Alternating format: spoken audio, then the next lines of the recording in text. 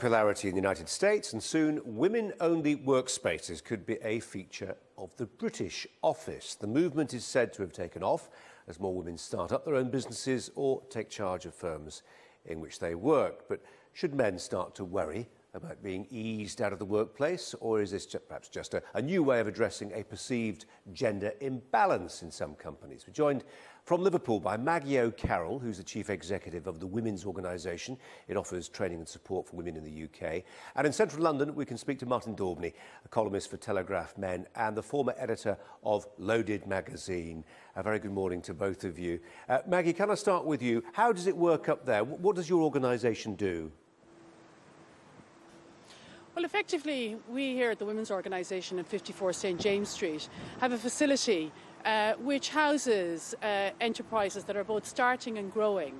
And our policy is about having a gender focus of 80% of those tenants being made up by women-led businesses and the other 20 by men. So it's not a question of an exclusive club for women, but it is about actually emphasising the needs and supporting women to start and grow their businesses. Because in the UK, we simply don't have enough women starting and growing their businesses, unlike our colleagues and sisters in the United States. Yeah. And Maggie, to be clear, do you feel that you're responding to a demand that is there for this type of space? Absolutely. We built this facility 6 years ago, and it has been full since month one. So, and in fact, if we were to have many more of these facilities, we'd be able to fill them and they would be full as well. So there's a significant demand. We had investment from European Regional Development Fund that actually enabled us to draw down a mortgage to build it, but it's a very successful business in its own right. So yes. OK, Martin, what do you make of this? I mean, the right to freely associate with whomever we please, whether that's along lines of gender or whatever, is a fundamental human right, and it's been exercised there on Merseyside. What's the problem? Well, there's no problem. We live in an age where diversity is the buzzword of our time. And yet I think we see here a step backwards in terms of diversity. I mean, I'm all for helping people who need it. Yet it's often framed off that, for example, men don't need help. For example, this type of organisation would almost undoubtedly be lobbied and petitioned and harangued out of existence if it catered for the needs of men. That would be seen as misogynist, exclusist, and kind of, somehow sort of deeply sexist and institutionally wrong. Yet this is seen as a progressive act to exclude men, which I think sort of harks back to the sort of days of the 1950s. Well, Martin, Maggie says, actually, hang on a minute, this is not an exclusively women-only space. 20% of the people who are taking up the places there are men. OK, let's say then that I started something tomorrow where we had 80% men. I think we'd have a problem with that. We just would. It would be front page news. Members of Parliament would be taking issue with it.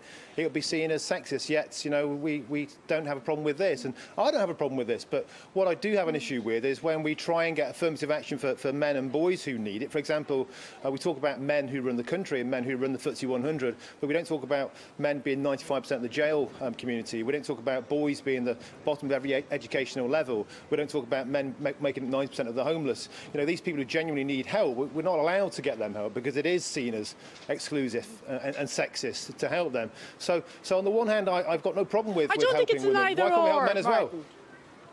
Well, it is either or, because I do work in Parliament where I'm trying to get these issues tabled, and I hear from members of Parliament that we expect strong resistance if we even try and help white working class boys who are getting the worst education in all of Britain.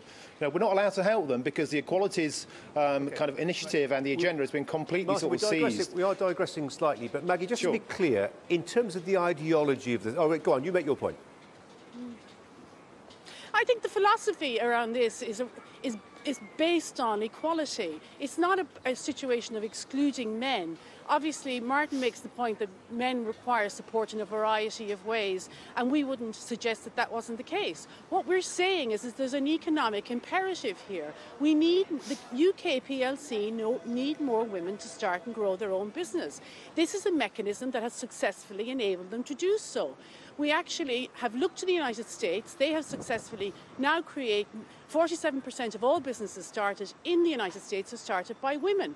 That is good for the economy. They've created created $1.5 trillion worth of revenues and £8.5 million worth of jobs. So effectively, what my point being is that this is a good thing, and it is not at the exclusion of men. Men obviously will need support, but what we're saying here is let's focus on this particular initiative that will support women and that will actually help the economy. But Maggie, just to be clear, what is it that you are saying is apt to generate and free those animal spirits of enterprise that springs from a woman sitting next to a woman, being in a meeting room with other women? What is it that makes that a better environment for generating entrepreneurial spirit than having a, say, gender split that's 50-50?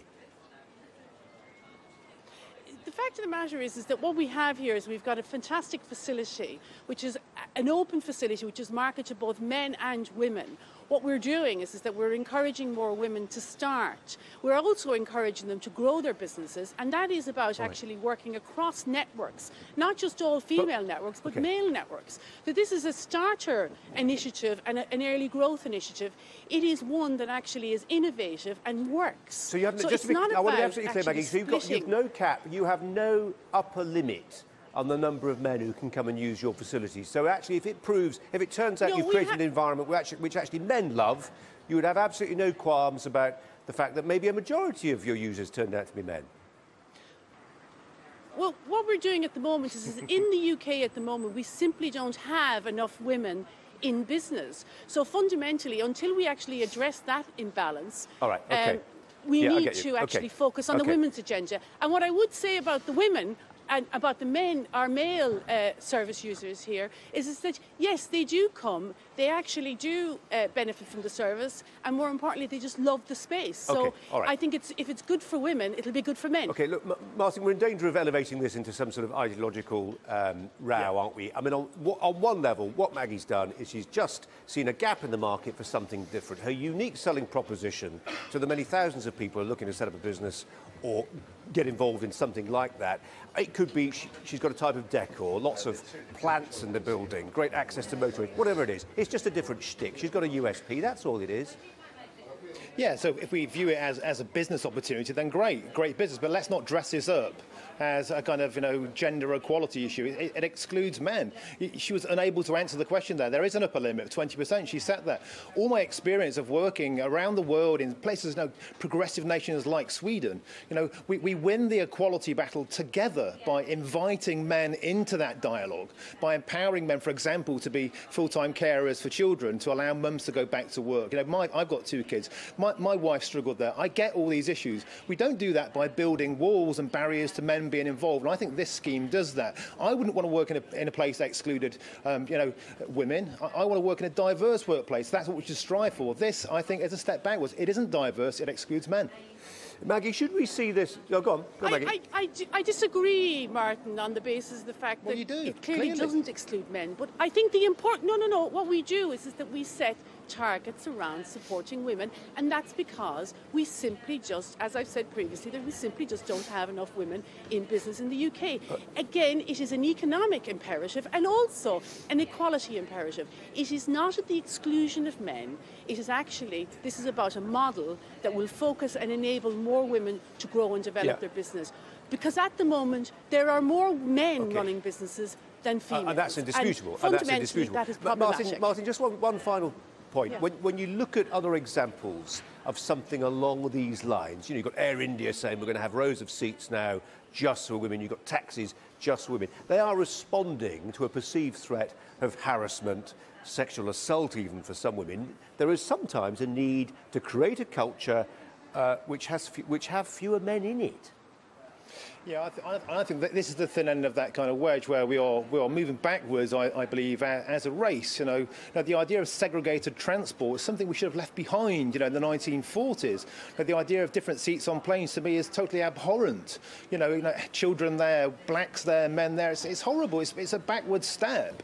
We should be increasing, dialogue about integration and acceptance and not building gender barriers. I don't want to work in a workplace that's 80% men. I want to work in a workplace where the best people are hired. absurd. And I think we should have an egalitarian, truly equal world, not a world where we build more walls. You know, we're hearing all the moment, you know, let's build bridges, not walls. This scheme builds walls. It's not building bridges to men, it's not involving men, it's excluding us. I don't want to be excluded. I want to be part of the solution, not treated like I'm part of the problem. Martin Daubney, Maggie O'Carroll, got to leave it there. Thanks very much indeed. Thanks.